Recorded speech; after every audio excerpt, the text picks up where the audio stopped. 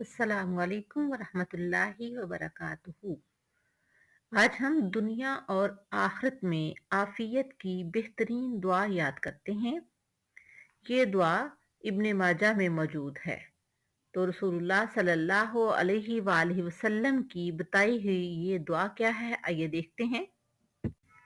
प्यारे पैगंबर सल्लल्लाहु अलैहि वसल्लम ने फरमाया, बंदा जो दुआ भी मांगता है वो इस दुआ से बेहतर नहीं हो सकती।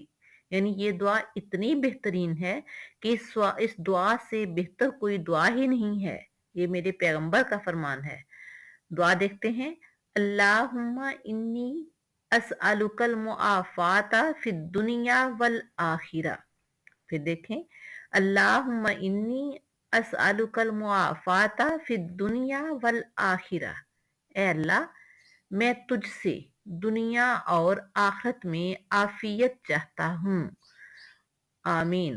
अल्लाह ताला से दुआ है कि अल्लाह ताला हमारी दुनिया और आखिरत में हमें आफियत बख्शे, हमारे हालात को बेहतर बनाए, हमें ज़िंदगी में सुकून अता फरमाए, हमें ज़िंदगी में आगे बढ़ने की तौफीक अता फरमाए, हमें नेक आमाल करने की तौफीक अता फरमाए।